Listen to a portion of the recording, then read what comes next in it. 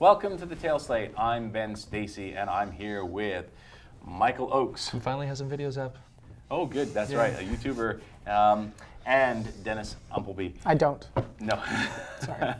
And we are talking about Game of Thrones episodes 4 and 5. Yay. Now, I should point out, we originally intended to do a recap every 3 episodes. I think this justifies it, though. Yeah, we've had 2 incredible episodes, and we just had to talk about it. So, I think we could do an episode just based on the last, 20 minutes of the last one. Like, yeah, geez.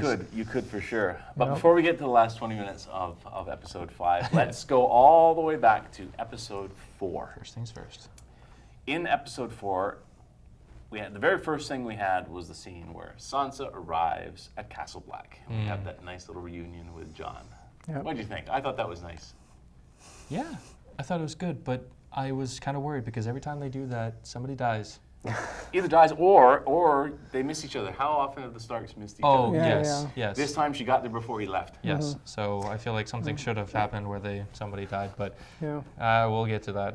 I remember actually seeing a reaction video where, because I think the episode before it ends with him like leaving his coat behind, and it looked like he was actually leaving Castle Black. He looked like he was going out the door. And so I remember seeing like a reaction video where someone was like, "No, Sansa's coming! Don't leave!" I was like, "Oh, well, this is perfect." Like she showed up. We also, while they were back at Castle Black, we had Brienne talking to Davos about, and Melisandre about don't choke during the piece here, about Stannis. Yes. She saw him That little and exchange. executed him. Ooh, yes. That was good. I liked that part because that was very interesting how that happened. I didn't think it was going to be her. I thought it was going to be one of those parts where Stannis was like alive because he wasn't actually seen to be killed, right? And it was just probably some random person. Confirmed that Nobody knew really that he was like guaranteed dead. But she's either lying to get to them. No, I doubt it. I doubt it too. But that or she killed them, which means he's guaranteed dead. Yeah. I found it interesting too how this show does all the time with characters that you hate, and then you sort of start to like them. Like, I did not like Melisandre. When she was doing all that blood magic stuff and killing off, what was her name? The girl, the little girl. The little girl. Yeah, I don't even remember her name either. That's sad. The one thing Stannis you just feel sympathetic for. Yeah. But yeah, now you kind of like her, maybe because she saved Jon Snow. I still don't like her. But Davos is wise. The past is in the past. Yes. Yes, Now we're in I the like present. Davos. Oh, Davos is great, but that was his line talking about the past is in the past. I like Davos being like this voice of reason, and this kind of like the audience's voice. Yeah. Where he was like, "This makes no sense how Jon Snow's still alive," and him talking about all that stuff. It's been great. He's the uneducated voice, too, Yes, which is weird yes. because he's not given he wasn't educated at all, right, and stuff like that. So it's the guy who has least education in all of them is the guy who's probably the most reasonable. It's ridiculous. Yeah. We get to see Littlefinger again in the Vale. Oh. We hadn't seen him for quite a long time, and he shows up again. Yeah, And it makes does you his realize usual how much of a creepy, manipulative guy that is. Dictator. Yep. Pretty much, yeah. We'll get to more Littlefinger in the beginning of the next episode. We also had Tyrion and Varys making peace with their enemies. See that? I like that a lot. Diplomacy. Yes, Tyrion. Because, I mean, come on, Daenerys' whole plan to just overthrow everybody and stop it all at once, it's unreasonable. Yeah. We knew that all of the time. We saw it being pushed back. Your emotions want it. Yes, Just absolutely. like any revolution. You want it to end right away, but you can't. It's unreasonable, and the way that Tyrion's doing it, I think Varys is kind of just like letting it happen because he sees it as reasonable. But the way Tyrion is going at it is a brilliant idea. So I wonder what's going to happen to him because clearly he's going to be at conflict with Daenerys at this point because she doesn't know what's happening, and once she gets back, she's going to see that he made the deal. But I wonder if she's going to be seeing it as really good or really bad. We'll see, I guess. Well, they come from such different backgrounds and they have such different abilities. Like Daenerys has like these 3 dragons that she can. Her mission to, like, as she says, break the wheel when it comes to all this political strife. She can technically do that because she has the ability with these dragons. But Tyrion has his wits. He's and he better uses them at effectively. dismantling the wheel at its parts. They need each other to have to work together. I feel like Tyrion is meant to be there to temper her fire, I guess, as metaphors go, but I'm not sure if she's going to like it. She might not, but I think she'll go along with it. The one thing he said there, which I liked when he was talking to, what are the names? Grey Worm and I'd never remember what's her hers. name? But because they were unhappy with it, and Yeah. then why do you want to make peace with That's your the enemies? reaction I see Daenerys doing. But Tyrion pointed out, we make peace with our enemies, not our friends. That's true. Yeah. You don't need to make peace with your friends, right? I do like seeing him in scenes with them because they're so reserved and he's so outlandish And he and pulls comfortable with it- himself. Yeah. them out of them. Yeah. We catch up with Jorah and Dario as they find where Daenerys is, and they attempt to rescue, but she stops them and goes, no, this is not the way. You're not taking me out of here. We have some other scenes back with Marjorie and the High Sparrow. Marjorie finally gets to see her brother. Cersei, Jaime, and Marjorie's mother sort of hatch a plan to overthrow the High Sparrow. I want to see that happen. I definitely want to see it. Although I'm a little bit worried because Somebody's going to die. yes, It usually happens. Yeah. That I'm not worried about. That I'm hoping for. But I'm kind of worried about the High Sparrow because he's kind of a tricky character. He's letting Marjorie see her brother, which is kind of contradictory to what he's already been doing, which means he has something in mind. I think Marjorie caught on to that because she was saying, they want to break you, that's why I'm here. They want to find out what, Yeah, I think that the High Sparrow is cunning and he's making people like him, and I don't like it. He knows what he's doing and he knows how he's going to get it. So I'm unsure if there. While at face value, the plan that Mother Tyrell, Jaime, Cersei, all them, they're setting up together, they look like they're going to pull it off and they're going to just destroy this entire thing. I think that's what's going to happen, but there'll be some unintended things happen. We could lose some of the people on our side, the audience's side. But I feel like somehow the High Sparrow is still going to be able to do what he wants to do. I don't know. It's just some weird feeling like he is just going to get away with something. Well, I think because he's in charge of like a religious order, there's the potential that he can become a martyr for this cause, and then it inspires something like that. I think somebody's either going to keep him alive, or somebody's going to protect him, or somebody very high in power is going to step in and stop him from getting killed. Like, I don't know what it is, but something is going to go wrong in their plan. I don't know why. Yeah. It's just this weird feeling. Then we have Theon return to the Iron Islands. Ooh. Meet up with his sister. Yeah, that was a tear-jerking little reunion. Yeah, poor Theon. I mean, I say poor Theon, but last season we were hating him. So it's amazing what the show does. He's torn between power and like. I don't think he's looking for power now. No, I think no. He's, yeah. Then we're back to see Ramsay, and he kills Osha. She tries to kill him, and he stabs her in the neck. Right. She's gone. I don't think I'm too sad about that. No, but it's one of the. I mean, we haven't seen her in so long, and then it was like the next episode after we see her. Yeah, I think that's probably why I didn't really care too much, because she's been gone for so long, and they didn't really develop her much past that. Yeah. I mean, she was kind of getting liked, and then gone. That's one of the weird things is that this season, like, not only is the pace increased, but it seems as though they're killing off people in a higher frequency. And I wonder if they're just kind of like clearing the deck now that they're going into the end game. Well, they only have, as of now, 15 episodes left till it's done. Yeah. The whole thing? Yeah, it's ending end of season 7. We have 5 more left this season. Didn't they say they were going to do like 5 and 5, 7 and 8? Oh, I'm not like sure. 5 episodes each or something like that. Either way, it's still the 15 season left in a bit. Yeah, so I mean, like, I don't know if they're clearing the board or they're just upping the pace of how fast people die, because they're going to become a huge battle where everybody's starting to die. And they're going to have to pick up the pace anyway. Yeah. John gets a letter from Ramsay and reads the come and see letter. Come and see. Your brother Was that here, supposed to come and see. rhyme, or I mean, like halfway it was through just trying repeating to the same thing over and over again. That was brutal. That was completely up Ramsay's alley. I wish I could remember who it was. I watched somebody talking about this online. I would love to credit you if I could remember who said it, but they're under the impression, they think that it wasn't Ramsay that wrote the letter. That might have been Littlefinger. Because apparently, I have to go back and watch it again, when he arrives at the Vale, he uses the line "come and see" to that little evil guy.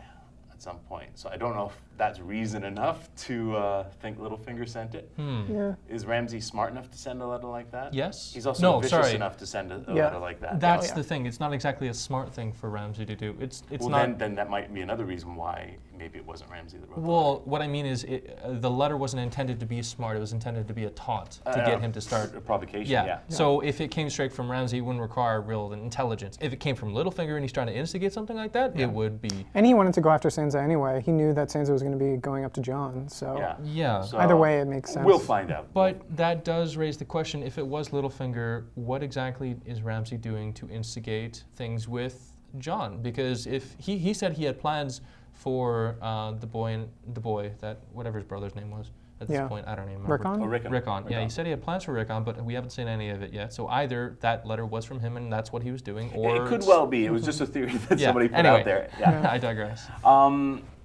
Then we get to the best part of episode 4. Daenerys, in front of all the calls, in that big round wooden building, and they're deciding what to do with her. It's interesting how every time she's done that, it's been around a call, like or like one of the leader. Oh, like, the leaders. Yeah. Well, yeah, she's basically. Like the first time it was with her own, Yeah. and now it's with all of the other ones. Oh, you were talking about the fire thing. Yeah. Yeah. In terms of surviving fire? No, Yeah. like, well, yes. Every time that stunt is pulled off. But she's done other really cool stuff. I mean, one of my favorite bits still is what was it, season. When did she get the Unsullied? And she gave the guy Drogon on a leash, and he's going on. The dragon won't listen to I me. think And that was 3. yeah, Because that season one 2 of my was all about favorite. like that little Yeah. area. But anyways, and then she's telling them, she's like, what? They're like, what? You want to lead us? You're not going to lead us, and, or we're not going to follow you. And she goes, no, you're not going to follow me. You're going to die. Yeah. She puts her hand on the fiery thing, and people are like, what? And then tips it over. Yeah. And I don't know if they were surprised that she was going to do something with it, or the fact that she could hold it. I think that's the first thing in their minds when she put her hand on the thing, Like, how the hell are you holding that something should so be hot? red hot. Yeah. And then that was amazing. She comes out of there unburnt. Fantastic. Any other thoughts on that ending scene? I mean, to me, that was the best scene this season so far until we get to the next episode. Are they somehow like, I don't know, do they worship her or something? I think they are now. Like, She's why do basically they now worship- got control. You've got this person walking out of the fire. No, I She's get just that, but, killed like, off all the calls. I'm pretty She's sure in control. I'm pretty sure the first time was because when she walked out of the fire pit, It was when she was on the funeral pyre. of because she Khal had Drogo. dragons. Because she was the mother of dragons, and there was some sort of thing about riding the world or something like that. This time, there was no provocation about like anything godly worship-ish. No, but still, if you're those people, and now Well, she killed all somebody's the just killed all the Khals. calls, and she's Yeah. walking out of the just- building unburnt. I just don't know what they think of her. That's the problem. Well, I guess we'll find out. Yeah. But as of now, it looks like she's got an entire If they- Dothraki army horde. If we're all thinking, cool, let's hang out with this fireproof naked lady. Yeah, yeah. I'd hang out with her. Well, that's the other thing. I don't know if that's all that she has. I mean, if literally you just can't burn her, then why don't you just bloody stab her? Well, they Like seriously, why doesn't somebody people just try have to cut tried. her? People have tried. But if that knife is like lukewarm, then it won't go through her skin. Oh yeah, okay. That's good. the That thing, doesn't you know. work, right? Okay, now I want to move on to episode 5. Oh, my favorite. Yeah. Right from the very beginning of this episode, it was awesome. The opening scenes of this episode are Sansa meeting with Littlefinger. Okay, this part right Oh here. my God, this that is was what I was conflicted about. awesome, awesomely uncomfortable as well. You could feel how uncomfortable it was for Yeah. Littlefinger. Her getting him. What do you think he did to me? This is What do you think he did? This is the part that I loved about this, because in the books it specifically shows how uncomfortable he is, right, and how he actually made a mistake. Like he doesn't. I believe all the time he's known what he was doing, and he's very cunning, and he does everything on purpose. But this was a mistake on his part for sending Sansa to Ramsay. Like he actually didn't know, possibly. Like it's very heavily Well, as suggested. Sansa said, he either made a mistake, he doesn't know what he was doing, or he Yeah. knew what he was doing all along. Yeah, and she doesn't want him around. But which the second part I could see him doing, but that I didn't see him making a mistake. And the fact that he actually is heavily suggested to be making a mistake, that's huge. Which means that he actually didn't intend for her to be hurt. Which means he actually might be trying to help her. with the army. I still wouldn't trust him as far as I could throw him. I was a little disappointed that, I mean, I know Brienne wouldn't have killed him. Like, he's an interesting character, so it'd be cool to keep him around. But I was a little disappointed that she didn't just beat the crap out of him or something like that, and he left, like, with a broken arm or something like that. Yeah. That would have been great. I loved that scene. That was great. Then we meet up with Arya again. I hadn't really liked Arya's story since she got to Braavos. I think they need to do something like... Well, it looks like it's about to change. They've got her, given her assignment to kill somebody. It's one of the actresses in that play. What do you think of that play? I loved that play for a number of reasons. If the faceless people knew what was in the content of this play, then it's a test for her. Can you not be Arya? And also, it shows how news travels in those days, how wrong it's got. Has she killed anybody before under the Faceless Men? I can't remember. No, she stole faces at the end of last season to kill that one guy that was on her list. But I don't think she's ever assassinated She's never anybody. done any... No, because she was trying to. She was given an assignment, and then she saw him, so she left her assignment that they gave her in order to kill him. Oh, that's right. Yes. Because I could be wrong, but I believe I remember from the books that she did actually go on a few assassination missions. I can't remember. So that a little confuses me because I'm not sure if that was before or after this particular scene.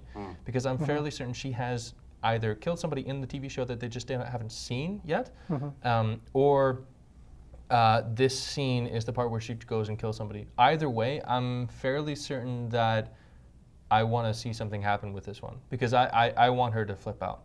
But I feel like she's not I want her to be Arya again. They have to. It's getting near the end. She's got to become Arya again, or else she's useless. Or she's going to be the best assassin they've ever had. But then if she is no one, then and then later on down the road finds one of her brothers or sisters, and then is conflicted and turns on everybody. That's what I would otherwise want to see. One thing I found a little frustrating though, watching that, because I think it's in that episode. Because before that, she was blind, and near the tail end of her being blind, she was just kicking all kinds of ass. Yeah. And then immediately after she becomes starts blind, not, she starts to suck again. Yeah. Oh, and I was like, after- why? okay, What's after going on? seeing again, yeah. I don't know. Okay, now we get to the tree. Bran is off in, what do we want to call those things? Is it a vision? Is it a trans? Okay, so they're not actually visions. They are technically visions in the sense that he's seeing things that have happened. But the reason he's using the tree is because the trees are, oh crap, what are they called? What type of tree is Weeping that? willow? No.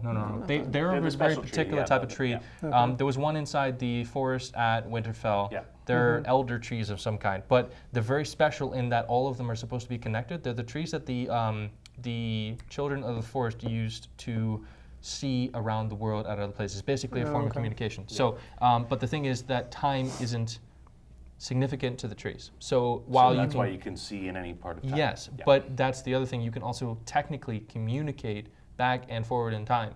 Okay. Yes. Or technically back in time if you're at the peak of whatever time period it is at the time. Which, So he's looking through time, although he doesn't have quite enough power to affect it yet. Right. So I mean, that doesn't really matter. We can just call it a vision for our purposes. But we find out that the children of the forest created the White Walker. Now that's interesting because they actually used dragon glass for that. Yeah. Well, that's what it looked like. That was dragon glass. So that's why dragon glass can kill them. Because it probably destabilizes it. I don't know. Yeah. I really don't care. I just like the fact that they created the White Walkers. And their reasoning was good, that it was to protect them against men who were killing them. Yes, but you have to understand how long ago that was. Oh, it was a long time ago. That was like thousands of But years. That was the first men. The first men in Westeros. Yeah. But you've created a weapon now that you can't control, and now it's coming back to get you. Yeah, which actually begs the question, how did they lose control? We might find out. Who knows? I don't know. Before we get back to the tree, Yara and Theon escape with the ships because... okay, here we go. Okay, so this part in particular, I have something to say about. What was his name? The brother of the guy? I can't I remember don't the know. brother's name. Okay, he's actually in the books. It's a lot different because in the TV show, he's just kind of like a dick. He's a just dick. basically a dick. In the TV show, or sorry, in the books, he's a guy who has like a bloody horn that can control dragons and a bunch of other stuff. He's shown as like an adventurer who's been going all across, and he's going to go and like basically enslave the Dragon Queen and stuff and make her his bride. And it like he's seen to be some really cool, suave guy who's like basically a swashbuckling pirate, kind of like Johnny Depp sort of thing, right? And he's played off so much better in the books, and then they kind of like did this in the TV show. I'm a little bit disappointed. Well, we'll see where they go with it. I don't know thoughts on that, Dennis. I mean, I'm just happy that they got away. Yeah, but that, like I said I think it was last time, this is one of the people that is actually going to try to go for Daenerys now. There's multiple people going for her now. Well, this is one of them. Then we'll have some action happening. We have Jorah saying goodbye to Khaleesi. Okay. So I don't really want him to cure that, just because of the fact that if he does manage to cure it, then it's going to be like it's kind of a cop-out to the whole emotional part. Who knows if he cures it? I'm sure they'll meet again. It's not that wasn't the last time we're seeing Jorah. I think it would be cool, actually, if he cured himself right before he turned. Like, it'd be cool if he came back like a stoneman or something like that. Like, he came back looking completely different. Oh, you mean like the daughter of Stannis kind of thing? cured. But, but later on, Yeah. that would be interesting, yeah. Varys meets this new, I don't know what to call her, a new red woman. They're She's supposed to be the high priestess, I believe it one was. of the red, yeah. That's the first time you've seen Varys uncomfortable and not quite sure of himself. Yeah. Yeah. So is that a good, or does that bode It's funny that both Varys and Littlefinger Yeah. have had those moments this season. Yeah. Where they've This episode. been It's undercut. rocking the base of everything at this point. So you got to wonder whether or not the Red Woman is basically pulling a Varys at this point, or she actually has magic that lets her see it.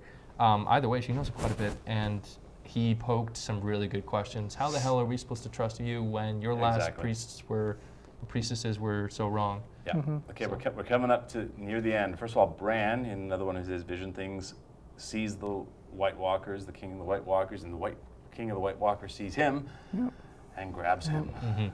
And now he knows where they are. So that's kind of, remember when I was going back and saying that's technically a form of communication. He's not actually, just seeing visions, he's actually there, technically through the tree.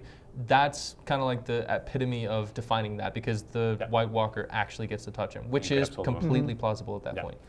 And also because the White Walkers were made by the Children of the Forest. Maybe they have extra so it would powers. make sense that they have the magic of the same thing. Yeah. Before we get to the door, we have one more scene where Sansa is talking to Jon about that she can get the armies from their uncle, from Tully. Yes. But she lied about Littlefinger to him. I don't think it's because of her mistrust of Jon. I think it's because of the fact that if she mentions Littlefinger, Jon's going to know not to trust that source. Yeah. And I believe that Sansa knows well enough that she put Littlefinger off well enough and knows his intentions enough that he's not actually lying, but Jon doesn't know that. Yeah. So I think that's why she lied. Cool. It's nice to see her like being able to play the game now. Oh. Like that was one thing that was teased before she ended up getting into Ramsay's hands, is that from Littlefinger she learned how to play the game, like everybody else, like Tyrion had, and like all these people had, and so she knows how to like take information that she's received and use it in the correct way. Yeah. No, I'm liking Sansa now. Yeah. Hold the door. Hold the door. So. I've seen many doorstops nowadays with Hodor on it. That. I'm trying to think if there was. I've watched it a couple of times now, and I find this is more emotional. I can't watch it again.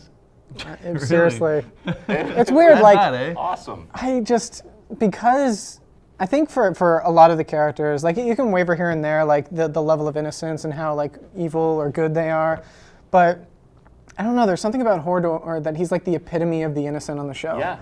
Like he's had like nothing like bad come from him, and he's such a good, and especially after seeing him as a kid, like that went so much further into me being like, I feel so bad for this guy. Yep. And His then entire life has been for one purpose, essentially, to get to that point where he holds the door. And to take him out of the picture in such a noble, like good way, like, oh, it's just how tauntingly bad is your destiny have to be to literally have to say the only thing that you're supposed to do for years on end until you are literally dying to do it. Yeah. It was. It took me a while to figure out what had actually happened too. So watching it again, they're in the vision. He's still with what's Max von Sydow's character name, the tree guy. Oh, the Black Raven? Is that what he's the Black Or is Raven? he the Three-Eyed Raven? No, it's not. It's neither. It's Whatever something he is, Max Raven. von Sydow. Okay. They're there because it's young Ned Stark they're visiting, right? And we have Hodor there as a young guy, and they're of course running out, and Mira's yelling to Bran, "Wake up! You gotta warg into Hodor so we can get out of here." But they hear that in the vision, and then Max von Sydow turns to him and says, listen to your friends. And of course he does it right there within the vision, of course affecting Hodor young, and of course then it transfers to Hodor now. See, I don't know what actually happened, and I suspect we never will. That's what it seems to have happened. If you watch it again, he's instructed to take control of Worgen to Hodor, but he's doing it in the wrong place. There's a few different ways of interpreting it. He either tried to warg into the young one and it affected the older one in such a way that he did it as he was told, and like he did both at the same time, or because he tried to warg into Hodor outside of the vision. I think that's what happened, and he ended up going through Hodor there because Hodor was there. Yeah. So this is one of those times where this actually concretes that he might actually be able to affect the past, but as the you guy. You can also argue that he's not affecting the past; he's just fulfilling fate. But that's still affecting the past. Yes. But as the guy, I can't remember his name in the tree, has said, you can't affect the past. The ink is dry. Like you Which can't means change this it. was supposed to happen. This was supposed to happen, but you got That seems like a catch-22, though. Well, Like, it- it if seems it's strange that supposed he to happen, can you- affect the past, and yet he's not supposed But to. it's a But he closed did. loop. Yeah, but I mean, you would think that in a character that has his own sense of free will, like, wouldn't he see this and be like, okay, I can change the past, so why wouldn't I But change he the past doesn't- now? He doesn't know what happened in the past. Like it occurs because of the events happening in the present. You got to understand that the only reason he can even do this in the first place is because the trees existed. If you can't go past the point at which the trees existed, and you can't go further than when the trees are at this point. Yeah. So if you are affecting anything in the past, the trees affected it at the time that it actually happened because they were around back then. Okay. It's kind of like saying, it's kind of like making a time machine, waiting 10 years, and then traveling back to that time machine 10 years in the past. Yeah. You would actually show up in the past at that point, at that exact point that you create the time machine. But not the time that you created it, it would just happen. As long as it was preordained to happen so, you'd see it the first time through. Okay. It's it's weird. a closed loop that's preordained. It's self-fulfilling prophecy. But that again comes back down to the innocence of poor Hodor. From that point on, his entire purpose was to look to hold after the Bran and to hold the door. Yeah. And he did it. I mean, I think maybe there was some free will in there that he decided that's what he would do. I don't know, but he held it, and they got away, and it was killer. It was great though because they could This is do the last stuff. bit of innocence left in the show, and it's dying off. It's literally the symbolism of what's to come. The rest of the show is Yeah. literally innocence is gone. You got to deal with the But consequences. some now. people yell at the screen and they hate the show for doing that. I'm thinking, no, I hate the fact that character died, but that's what's so cool about the Well, show. They make you feel how tragic and we awful that don't know was. yet if he's gonna actually die. As usual, the rule is if you don't actually see him die, it Well, hasn't happened yet. I mean, If not, he's I'll coming back get as a really, dead really person. sad Which if I would see be him come back very as a white. interesting. Yeah. I That'd would be- be interested to see that. That would be a cool character development. People would panic and like run for the doors. Because I don't think they've been able. They haven't had a giant come back from the dead, have they? A giant? Oh, I don't think so. And he's half giant. Well, no, he's just a large. Yeah, maybe that person. half. I believe they've said No, I multiple think times they that said he he's has half got giant. giant's blood in him. Maybe. Like, so, which is interesting because if they can't bring back giants, they might not be able Which to bring was the him back. giant? Oh, The God. husband or the wife? Yeah, you don't really want to know, do you? But I I hope it mean, was the wife, I what, think. yeah, what a beautiful ending though to. Even though it was a tragic Beautiful? episode. Yeah, I was no, gonna but it say. was beautifully There done. were cool moments in there though too. Like it was cool to see like the Children of the Forest girl sacrifice herself Yeah. to take out. Even though I mean in the I end. hope to God she's not the last one because that means that they're screwed as far as trying to figure out a way. Because if they had more of those bombs, that would be really great. Oh yeah. But And what? and I don't seeing get why them she did that. Why wouldn't she just bloody throw the thing I don't know. and just run? I don't know. Like what the hell? But it was also you seeing Mira kill Mira one of the ki- White Walkers. or no, pulling. Yeah, that was pretty cool with the, Yeah. with the spear, but just pulling Bran on the thing off into the mist Yeah. and disappear. And now it's just those two on their own. Mm-hmm. I mean, you can't blame her for yelling back, "Hold the door." I No. mean, if you hadn't, they would have got them all. So Yeah. yeah. So that's the third person to kill a White Walker. Now. Oh, Mira. Sam, John, and her. Yeah. Okay. So there's only like 4 left-ish or something. I don't know. Anyway, Okay. just a mention. So, we'll be back with more as the episodes come along. It's been an amazing season so far, and it's getting even better. So, we'll be back with more.